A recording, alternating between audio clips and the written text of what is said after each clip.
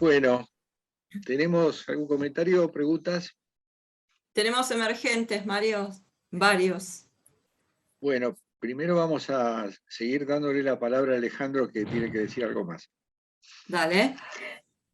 No, buscando la relación de la clase pasada, había dado una explicación del síndrome de burnout o cabeza quemada. ¿Y qué relación tiene este síndrome con el síndrome de Surmenage, o también conocido como síndrome de fatiga crónica? ¿Lo has escuchado algo de eso, Mario? Es lo mismo, Ah, es lo mismo. Bien, bien. es lo mismo. Es lo Lo que mismo. pasa es que surmenage es una palabra en francés, burnout es inglesa y fatiga crónica es en español. Literalmente, cabeza quemada por una acumulación de actividades y pensamientos que lo alteran al sujeto, lo sacan de su eje y finalmente de hacerlo todo termina no haciendo nada, porque se funde. También se le dice fundirse. Tengo una segunda pregunta también relacionada con el esquema abierto de la psicosis. En la Dale. parte de la planilla donde dice signos en los vínculos, ahí habla de la díada original con la madre, y por sobre todo quería que me desasnes de la recreación de la díada narcisista madre-bebé, inclusive en el par psicótico-psiquiatra, y la tendencia a los vínculos epileptoides, y entre paréntesis dice adherencia. Si me podés ahí. Claro, está bien. El psicótico estructural, que es el que nos interesa a nosotros, o sea, el que se fabrica en el grupo primario, deriva de la imposibilidad de salirse del narcisismo primario, porque no hay función de corte. La función de corte, aunque no haya un padre, debe ser ejercida por la función paterna, que a veces es la propia madre. Es la madre que entendió que el hijo no es un apéndice de ella, que el hijo no viene a ocupar el lugar de la falta imaginaria para solucionar lo que Freud llamó la envidia del pene. Entonces, el psicótico estructural es alguien que queda pegoteado con esa madre a modo de apéndice, o sea que está en cuestión su condición de futuro sujeto y está imposibilitado para lo que llamamos el lazo social. Cuando Lacan dice lo que se ve en un psicótico, más allá de las entrevistas preliminares, es alguna rareza en el cuerpo, en el discurso y en el vínculo.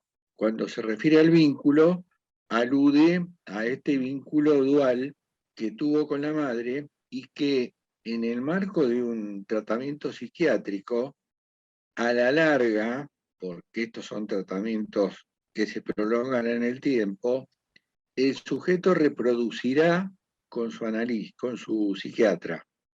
Y por eso es necesario o bien un cambio de psiquiatra o bien instalar lo que Lacan llamó presentación de enfermos, que consiste en romper la díada psicótico-psiquiatra agregando un elemento tercero que es el auditorio, generalmente integrado por estudiantes, médicos, psiquiatras y practicantes, etc. Entonces ahí se reconstruye, aunque sea ortopédicamente, una triangularidad edípica, como hacía Melanie Klein con los chicos a través de los juegos. Entonces, a veces se eterniza una relación psicótico-psiquiatra reproduciendo la díada original. Y entonces es ahí cuando empezamos a ir para atrás. Ahora, para esto hay que estar atento y sobre todo respaldarse en las supervisiones, porque es ahí donde se ve la implicancia del psiquiatra en esta reproducción. Espero haberte contestado. Sí, Mario, perfecto. Gracias. Laura, ¿cómo estás? Bien, ¿qué tal? Buenas noches. Algo parecido te quería preguntar, justo relacionado con la pregunta que hizo Alejandro. Sí. ¿Qué sucede cuando el amor y la ley están en la misma, o sea, en la figura materna, una pareja que están juntos, ¿no? Una familia que están juntos, y no se le da el espacio y el lugar a la figura paterna, digamos, y ya al niño con 2 años no se lo puede manejar, ya no se le puede poner límites, se torna agresivo, como que bueno, no responde, y siempre con la madre, es como una agresión hacia la mamá todo el tiempo. Bueno, la introducción de la función paterna necesita obligatoriamente de la habilitación de la madre. O sea, en la triangularidad edípica no hay posibilidad de ingreso del padre si no es a través de esa habilitación de la madre. Hay madres que no permiten ese ingreso y son las que conjugan en una sola persona las dos variantes, el amor y la ley. Entonces, esto desdibuja la figura paterna porque estamos hablando de un padre presente, pero o bien que no puede introducir su discurso castratorio, o bien su discurso después resulta corroído por el discurso de la madre. Del tipo, por ejemplo, no le hagas caso a tu viejo porque no sabe nada, que es una típica posición de la mujer histérica empoderada fálicamente. Entonces, el chico se convierte en portavoz de la situación familiar, es decir, no hay allí un dispositivo adecuado para el desarrollo de un sujeto y para su maduración y crecimiento, y entonces empieza a manifestarse, como todo portavoz, o bien a través de la conducta, o bien a través de síntomas y enfermedades. Este es el problema. Una madre que acapara las dos funciones, excluyendo al padre, cuando en realidad hay que excluir al hijo. O sea, la función castratoria es la exclusión del hijo. Nosotros crecemos en la exclusión, no en la inclusión, que es necesaria previamente. Por eso ahí tenemos un binario que podemos denominar alienación-separación. En un principio uno está alienado en el otro, necesariamente, a condición de que después haya una separación. Y nosotros, digamos, para ser sujetos medianamente, comillas, normales, vivimos en ese binario, alienándonos y separándonos. Y en todo caso, en los vínculos de largo plazo, como podría ser un matrimonio, llegando a soluciones negociadas para no caer en la epileptoidía, que es el pegoteo de las personas. Tere. Agrego como consulta, esto podría traer dos consecuencias. Una podría ser la confusión de funciones y la otra, la elección de objeto, a lo mejor del mismo sexo, ¿no? De objeto sexual, en esto que dijo la compañera Laura. Sí, puede tener múltiples consecuencias, pero sobre todo la que nos interesa a nosotros, que es el neurótico sufriente, si descartamos psicosis, ¿no? Pero la confusión, no nos olvidemos que es una de las ansiedades psicóticas básicas, miedo al caos. Perdón, Sí, la pregunta. Series complementarias en la desgrabación hay una parte que un alumno pregunta si el cuidado del niño estuviera a cargo de abuela y cuidadora, niñera, además de madre. Y dice, de hecho hay amores muy profundos con 3 o 4 mujeres que se alternan la función materna y eso tendrá consecuencias después. Tendrá 3 o 4 mujeres en su vida amorosa adulta. Esto último no entiendo a qué se refiere, si hablas de infidelidad o a qué te referís. claro. Nosotros tenemos una constitución infantil determinante.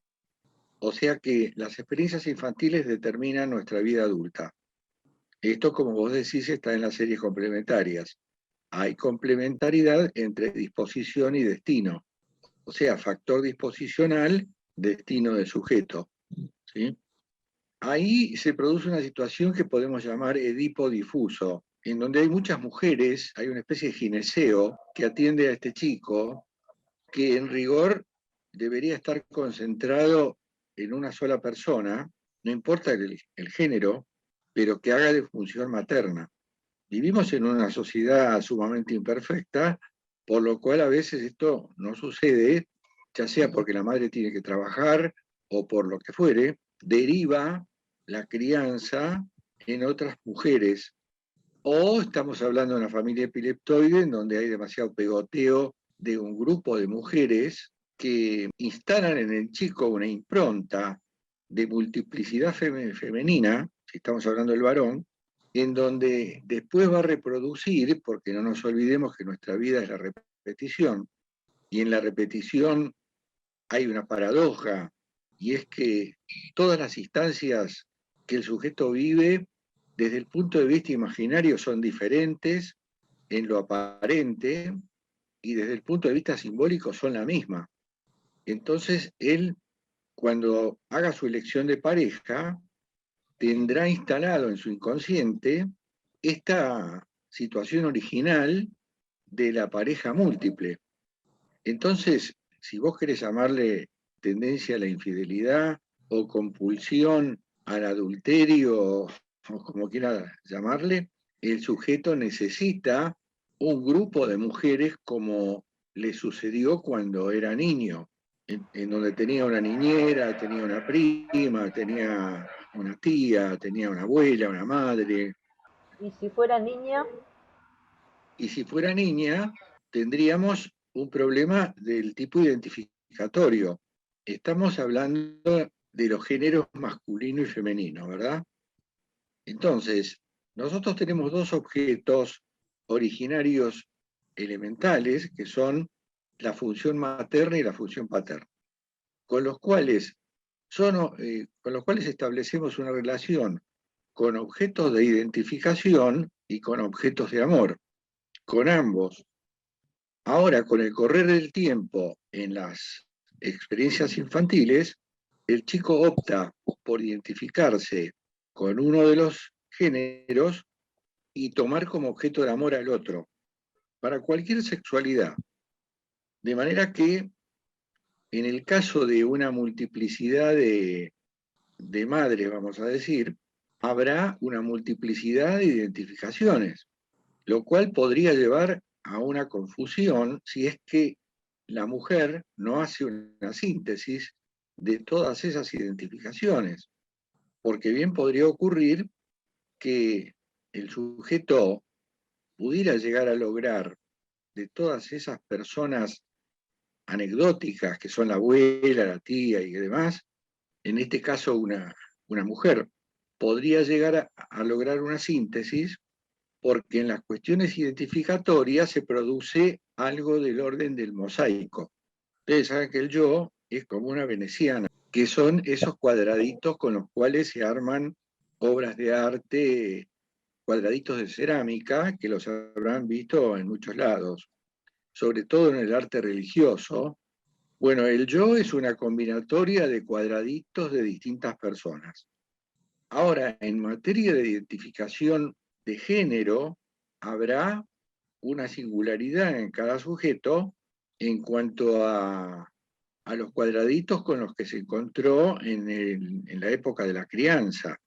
Si logra hacer una síntesis, y bueno, tendrá una identidad determinada o una predominancia con alguna de esas personas que la criaron, o habrá llegado a una síntesis que le permita desarrollarse después en la vida adulta, como es lo que aspiramos todos. Jorge. Bien, yo le quería hacer 3 preguntas sobre la melancolía. Bueno, vamos una por una, por favor. Bueno, una es si el sujeto melancólico se vuelve melancólico en sus primeros años de vida por la pérdida real o imaginario del objeto A. Bueno, hay una melancolía estructural, que es esa que vos decís, en donde de las 3 ansiedades psicóticas ha predominado la ansiedad depresiva, o sea, el miedo a la pérdida. Entonces, esa mente se ha forjado con una especie, por decirlo rápido, una especie de idea fija, que siempre va a ir a pérdida. Esa es una cosa. Y después están los estados melancólicos, que uno puede tener en algún momento de la vida por una pérdida o por una comprensión súbita, en análisis, por ejemplo, que se manifiesta a través de una profunda tristeza. La melancolía es la enfermedad de la tristeza. Y cualquiera de nosotros puede tener momentos así que podrían llegar a ser pasajeros. Y después, en tercer término, está la psicosis melancólica, que es una variante de la locura ligada a este núcleo que Pillon Rivière llama la tristeza, que para él es el núcleo de todas las enfermedades. Acordémonos de la teoría de la enfermedad única, que un principio de policausalidad genera un núcleo que él llama patogenético, o sea, generador de enfermedad, que es la tristeza, traducido melancolía, y que de ahí surgen todas las patologías posibles. Cosas que a veces hay autores que lo han rubricado porque lo han verificado en la clínica. Vamos con la segunda. Sí. Y puede ser que un melancólico, porque por lo que sé, el melancólico pasa de la melancolía a la manía. Puede ser que cuando esté en un periodo de manía pierda hasta el sueño, o sea que No, no puede dormir o no. no es así. Ah, ah, A lo que te estás refiriendo es a la bipolaridad, que es el enfermo maníaco depresivo. No tiene que ver con la melancolía, ah, tiene que ver con la depresión. Y sí puede ser que uno de los síntomas visibles, bueno, todos los síntomas son visibles, sea este que vos decís. Si te contesté, vamos a la tercera. bueno. ¿Y cuál es el cambio en que hay entre la depresión y la melancolía? ¿En qué se diferencian? Bueno, la melancolía, como dije, es la tristeza. Todos conocemos la tristeza. Es un estado de ánimo, es un afecto. Tenemos muchas razones para estar de vez en cuando tristes, generalmente por alguna pérdida. Ahora, la depresión es un aplastamiento del sujeto. Toda palabra que conlleva el significante presión tiene que ver con algo de esto: impresión, depresión, represión. Bueno, la depresión es un aplastamiento del yo en donde podría coexistir con la tristeza, pero sobre todo lo que se ve como síntoma es el desgano, la falta de energía para hacer las cosas, la tendencia, por ejemplo, a dormir, a fugarse de la realidad a través del sueño o de fármacos o de cosas por el estilo.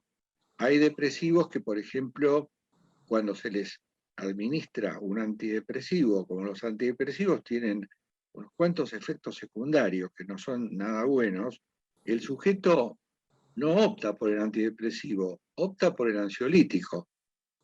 Entonces, por ejemplo, en vez de tomar sertralina, toma ribotril. ¿Y qué le produce el ribotril? ¿Cuál es el beneficio del ribotril? Que ese desgano que tiene todo el día, que no sabe qué hacer, que no tiene ganas de hacer nada, aunque tenga una lista de cosas para hacer, entonces le sobreviene un estado de somnolencia y le viene muy bien para tirarse a la cama y dormir, porque hay depresivos que se tiran a la cama pero ni siquiera pueden dormir. lo que pretenden es inmovilizarse porque lisa y llanamente no pueden hacer nada, no quieren hacer nada. A veces no quieren ni comer. Creo que seguía Tere, ¿puede ser? Sí, Mario, es cortita. Cuando vos decís la nostalgia, que es la tristeza, pero es la tristeza por añoranza, por algo perdido, ¿verdad?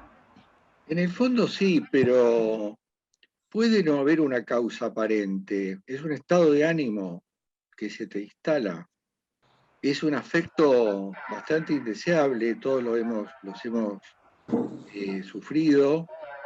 Estar triste es un garrón. Puede venir acompañado de otras cosas, de otras manifestaciones, pero la tristeza es un estado sufriente del sujeto, por lo general ligado a una pérdida. Pichon Rivière, por ejemplo, la teoría de la enfermedad única se le ocurrió sabiendo que él era un melancólico. Pichon Rivière era un tipo profundamente melancólico que compensaba la melancolía con una vida, vamos a decir, medio como disipada. Ustedes saben que en Goya, en Corrientes, Pichon Rivière vivía en los quilombos. Ese era su lugar de vivir, porque en esa época los quilombos eran verdaderos, vamos a decir, clubes sociales, en donde uno se encontraba no solamente con las putas, sino también con los amigos y con los colegas, y se pasaban el día ahí conversando y esto y lo otro, y además chupando. El alcohol tiene mucho que ver con la cuestión melancólica, porque aquellas personas que han sufrido una pérdida y están metidas en la tristeza recurren al alcohol porque según ellos los ayuda a olvidar. Lo que pasa es que el alcohol tiene un ciclo corto y después hay que volver a tomar, entonces te volvés alcohólico. Cristina. Te iba a hacer una pregunta, pero digo que no es lo, igual antes de lo que hablaban los chicos, digo que no es lo mismo una estructura melancólica, ¿no? Que un rasgo. No, claro, no es lo mismo. Y después te quería consultar porque estaba leyendo un libro de Nacio, que me gusta mucho, y estaba leyendo El psicoanálisis cura, y hablaba sobre un inconsciente instrumental. Y quería ver si me puedes explicar un poquito sobre eso o cómo trabaja ese inconsciente instrumental. Bueno, la noción de inconsciente instrumental es la base del psicoanálisis. Es decir, el psicoanálisis es la única disciplina cuyo objeto es el inconsciente y que como no se ve ni se observa a través de un microscopio, está en duda su condición de ciencia. Por eso Lacan le puso ciencia conjetural. Pero nosotros nos basamos en ese núcleo de la mente, que es el inconsciente, y el analista, por decirlo de alguna manera, dialoga con ese inconsciente, con la argucia, con el artilugio de que aparentemente dialoga con el yo del sujeto, pero evidentemente es una instancia determinante para toda la subjetividad del sujeto, porque del inconsciente surgen las demás instancias. Sucede que en la vida cotidiana y por nuestra manera de vivir y por aquello a lo que estamos acostumbrados, pensamos que el centro del psiquismo es el yo. Con toda evidencia sería el yo, pero Freud descubrió que el núcleo central del aparato psíquico está en el inconsciente y que el yo y el superyo, o si quieren la conciencia y el preconsciente, son derivados secundarios del inconsciente, que por algo se llama proceso primario. De manera que su condición instrumental está bastante clara. Claro, porque dice que el inconsciente del paciente se tiene que vincular con el inconsciente instrumental del analista. Sí, pero los dos son instrumentales. Ah, bueno, ahí esa es la parte que me quedó ahí, ¿viste? Haciendo ruido. Lo que pasa es que el inconsciente del sujeto pierde su instrumentalidad fuera del análisis, porque un sujeto fuera del análisis descarta lo que sueña, total es un sueño, se corrige de los actos fallidos, recurre a la medicina para eliminar un síntoma y cosas por el estilo.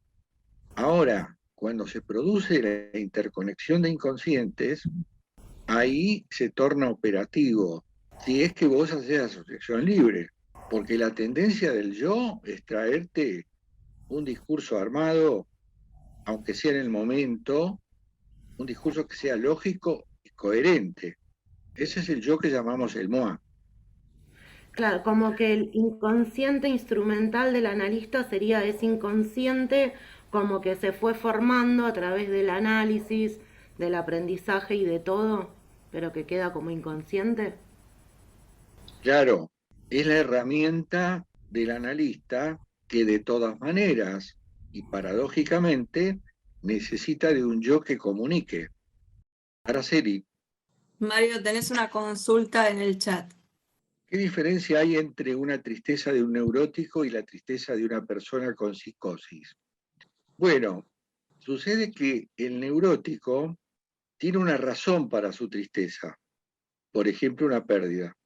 En cambio, en la psicosis no necesariamente tenemos una razón disparadora. Es como las depresiones. Existe la depresión exógena, que es cuando vos te deprimís porque te pasó algo que vino del mundo externo, y la depresión endógena, que es porque te deprimís porque te pasó algo internamente, y esa es la depresión psicótica. Y en la melancolía pasa lo mismo. ¿Qué tal, Pedro? ¿Cómo le va? Con respecto a los detonantes de la tristeza. Y uno, lo vos mencionaste que uno era interno y otro era externo. El del Sí, psicótico era interno. sí. Puede ser debido a una resignificación de algo que vivió, algo que... Bueno, cuando decimos que endógeno es algo interno y que no responde a una causa real, sin embargo, tenemos que reconocer que estamos hablando de sujetos que han sido construidos en una familia y que todas las razones de las cuestiones estructurales están en los discursos familiares. O sea que en última instancia hay una causa que vino de afuera. Sucede que en un caso común y corriente, vamos a decir, de un adulto actual que consulta, si viene con una tristeza profunda, en el caso del neurótico viene porque le pasó algo, porque perdió algo. En el caso de la psicosis, es como que viene con la estructura. Ustedes saben que hay distintos tipos de psicosis. Y la psicosis se compensan a través de padres ortopédicos y sobre todo con medicación. Ahora, solemos no encontrar una razón fáctica para determinar, bueno, este sujeto es un melancólico dentro de la estructura psicótica por tal causa. Pero sí lo que podemos decir es que la causa universal de todas las cosas en el sujeto, en la subjetividad, es el discurso de los padres. Si estamos descartando otras razones de psicosis tóxica o psicosis orgánica. Mónica. Quería preguntar, Mario, Sí. ante un evento o una situación de tristeza, ¿cómo podemos identificar que el individuo está en depresión? Porque es difícil, porque la angustia, ¿en qué se diferencia, digamos, la melancolía de la angustia en todo caso? Y recién Tere hablaba de nostalgia. ¿Cómo podemos identificar cada una en un neurótico, digamos, o en un psicótico? Bueno, vos nombraste varias categorías, que creo que fueron 4, que son todas diferentes, ¿no? Claro. La nostalgia es el dolor por algo del pasado. Por eso termina en algia, ¿no? Si vos tenés una neuralgia, es un dolor de algún nervio. O si tenés una lumbalgia, ya sabemos lo que es. Bueno, la nostalgia es el dolor por algo del pasado. Primer punto. Segundo punto, la angustia es un estado alterado del ánimo que en principio no responde a un objeto determinado, porque a veces cuando hay un objeto determinado ya no se llama angustia, se llama miedo. Y por eso Freud dijo la angustia es un afecto sin objeto. Dentro de la teoría de Lacan, la angustia tiene objeto y ese objeto es el objeto A. O sea, la imposibilidad de encontrarse con el objeto A.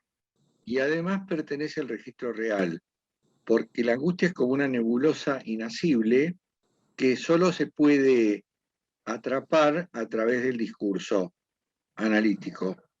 De manera que son distintos conceptos que hay que diferenciar: depresión, angustia, melancolía, etcétera. ¿Se entiende, Mónica? Sí. Yo no sé si les he comentado estas tres variantes del sufrimiento que tienen que ver con los tiempos cronológicos. La nostalgia es un exceso de pasado. El estrés es un exceso de presente. Y el miedo es un exceso de futuro. O sea, la cabeza trabaja, sobre todo en la neurosis, trabaja a 1000 por hora.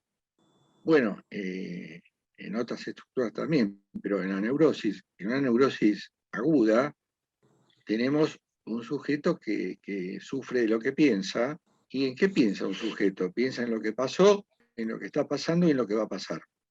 Tiene miedo de lo que va a pasar, aunque nunca la pega, y esa es una de las ventajas del psicoanálisis, que te demuestra que toda tu fantasía no es una premonición, es una fantasmática. Entonces, un exceso de futuro es el miedo, a lo que sea, ¿no? A las enfermedades, a la muerte del otro, al abandono. ¿Qué va a pasar mañana con el dólar? El estrés es que vos estás en una situación hoy con muchos frentes a atacar. Tenés el laburo, tenés tu casa, tenés tu pareja, tenés tus amigos, tenés tus hermanos, tenés tu familia, y tenés muchos frentes conflictivos. Entonces estás estresada. El estrés es una palabra en inglés que significa fatiga. Y yo les voy a dar el ejemplo práctico de la fatiga, de dónde viene en la física. ¿Vieron cuando ustedes quieren cortar en dos un alambre? ¿Qué hacen? Lo doblan muchísimas veces hasta que se corta. ¿Sí? Bueno, ese doblarlo es fatigarlo. Cuando se fatigó, se cortó. Entonces, uno de los efectos de la fatiga actual o del estrés es lo que dijimos al principio, el burnout, tipo que tiene la cabeza estallada porque tiene 200 frentes que atender, que por ahí tiene 2 esposas, 8 hijos, la familia, la madre, el padre, el trabajo, el dinero, qué sé yo, cuestiones morales. Y después está el dolor por el pasado, que es la nostalgia, de todo lo que se perdió, de todo lo que vivimos y que ya no están más y que esto y que lo otro. Esta es la novela del neurótico y de cualquier sujeto, ¿no? Todos tenemos una novela, vivimos en una novela que llamamos realidad, que es una especie de cuento. Por eso Lacan dice la realidad tiene estructura de ficción. Claro, tiene la estructura de una narrativa. Y eso es lo bueno del psicoanálisis, que vos podés cambiar la narrativa.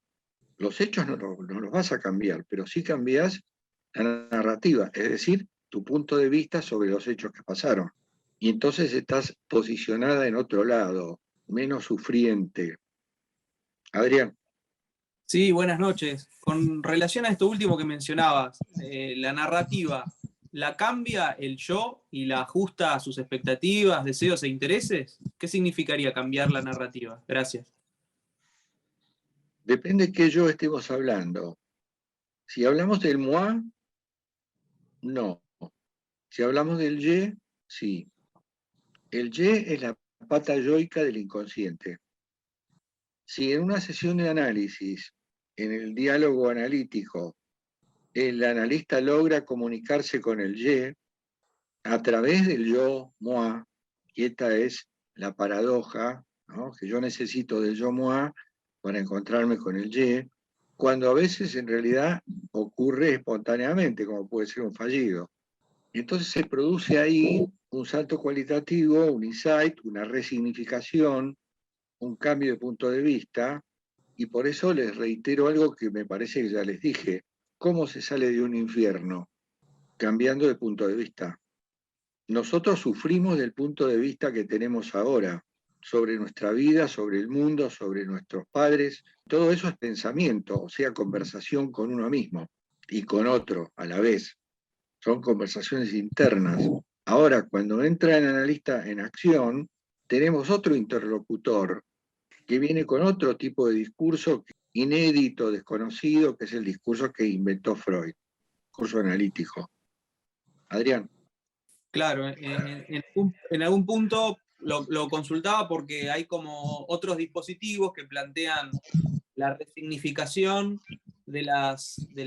vamos a decir así, de los malestares, pero desde un lugar voluntario. Vamos a suponer, de alguna manera me disgusta mi cuerpo, vamos a decirlo así. Y entonces a partir de frases positivas o de algún tipo de instrumental que puede ejercer el yo de la vigilia, se podría como reprogramar, vamos a decir, el mensaje inconsciente. Mi pregunta es si desde el psicoanálisis se valida esas posiciones o qué tiene para decir el psicoanálisis de esas posturas. Gracias. Es que el psicoanálisis es lo inverso de eso. Y por eso existen 200 millones de terapias que van en esa dirección. Vamos a suponer una cosa, Adrián, que vos te tenés que levantar temprano para ir a trabajar. Ponele que manejás un taxi. Y resulta que no te podés levantar a la mañana. Y salís a las 11 o a las 12. Entonces haces poca plata. Peor si el taxi es alquilado. Porque tenés que trabajar más de la mitad del tiempo para el dueño del auto y después el resto para vos. Te queda poco. Entonces, si yo soy tu terapeuta, no digo analista, digo terapeuta, te voy a decir, bueno, Adrián, dejate de joder, poné voluntad y levantate a las 5 de la mañana. Y vos me vas a decir, bueno, te lo prometo, y al otro día no podés, y no podés, y no podés. O sea, la voluntad tiene un límite, no alcanza. Esto no es un proceso voluntarista, para nada, es todo lo contrario.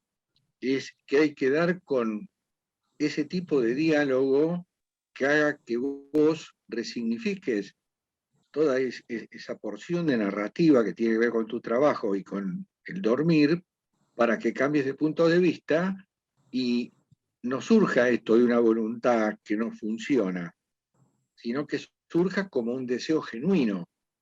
Y eso es lo que te va a proponer el análisis. Ahora, hay casos, reconozco que hay casos muy duros en donde a veces yo tengo que recurrir a alguna técnica conductista que puede ser extraída del discurso del amo, en donde el sujeto se encuentra con dos problemas. El problema que ya tiene, por el cual vino, o el problema de perder el análisis. Entonces, eso a veces produce cierta movilización y el sujeto puede realizar un cambio en su vida cotidiana y en su inercia de todos los días, porque esta es una cuestión inercial. Acá hay que romper una inercia. ¿Cómo es el discurso analítico en un caso como este? No podemos seguir dando vuelta en que apagaste el despertador y tenías sueño y esto y lo otro. Hay que seguir hablando, y por eso la libre asociación, en donde de repente aparece una frase que parece que viene de otro planeta y que te dice, por ejemplo, qué sé yo, papá se suicidó. Ah, bueno, entonces ahí podemos empezar a hablar. Ahí podemos empezar a hablar de algo más profundo y no de la cuestión voluntaria o no de que no te puedes levantar. ¿Se entiende? Perdón, yo tengo una duda más, ¿puede ser? ¿Tenemos tiempo? Sí, Adrián. Sí, sí. En el encuentro anterior había surgido de uno de los compañeros una pregunta que me quedó rebotando en la semana, que es si el psicoanálisis es un dispositivo de código abierto. ¿Qué significa eso? estimo que o por lo menos como yo lo interpreté la pregunta, es que en programación existen programas que son de código abierto, en donde el usuario además puede modificar ciertas pautas, no la estructura por ahí más profunda, pero sí cierta forma de funcionamiento. A diferencia de los de código cerrado, que el programa es solamente para el usuario, solamente lo puede utilizar tal y como lo programó el programador, valga la redundancia. Es decir, si el psicoanálisis, no digo mezclar con otras técnicas, pero sí cierta flexibilidad, o de alguna manera que el analista se tiene que apropiar del psicoanálisis, a su forma, a su estilo, con su profesión de base, si es que tiene otra profesión de base, etc. Sí, ahora entendí. En principio, entre lo cerrado y lo abierto, yo prefiero lo abierto, porque lo cerrado ya, la propia palabra te está indicando un juicio de valor. Lo abierto es la posibilidad de cambio. Ahora, es cierto que nosotros venimos programados. Justamente en las experiencias infantiles ocurre lo mismo que en una programación informática. Hay un diseño en base a un código determinado en donde dos personas, típicamente un padre y una madre, instalan ese código. El chico, como no tiene juicio crítico, no puede poner en cuestión ese código. Esto lo va a lograr con el paso del tiempo y sobre todo a partir de la pubertad. Y sobre todo en otros lazos sociales, en donde él vea otras realidades. La postura del analista, y ya la conocemos, es la posición histérica, se ofrece para la demanda pero no responde, no habla del discurso del amo y sospecha todo el tiempo del moi, porque partimos de una premisa universal, aunque ustedes tengan 200 ejemplos para desmentírmela. La palabra miente, siempre miente la palabra. Si quieren, esto da para una clase entera, ¿eh? Entonces, los niños no tienen manera de contrarrestar la palabra de los padres. La palabra de los padres es palabra santa. No llegaron a esa etapa que se llama juicio crítico, en donde yo digo, bueno, lo que vos estás diciendo es mentira, me estás mintiendo. Pero sí existe el hecho de que los chicos creen que los padres leemos la mente. Entonces, en algún momento de la infancia, recurren a propósito a la mentira para verificar si les leen la mente o no. O sea que es una etapa necesaria en el desarrollo de un chico, la etapa de la mentira a propósito. Más allá de lo que puede cuestionar un adolescente necesariamente, si hablamos del análisis, el análisis es básicamente, como siempre les digo, una experiencia alrededor de la castración, porque cuestiona lo que dice el moi. Y por eso siempre les digo, vivimos en estado de sospecha de análisis. Vos me estás contando esto, sí, pero ¿y será cierto? ¿Qué otra cosa hay detrás de esta frase tan bien armadita, tan perfecta, tan certera? Por eso yo siempre les digo que el analista te mueve los espejos. No te mantiene el espejo fijo para que vos alimentes tu narcisismo. Te los mueve para que ese narcisismo se conmueva y se encuentre con la castración. Y se encuentre con otras cosas, con las palabras propias, no las de los otros. Bueno, gente, nos veremos la próxima. Chao, Mario, gracias. Chao, Mario, Chao, gracias. Mario.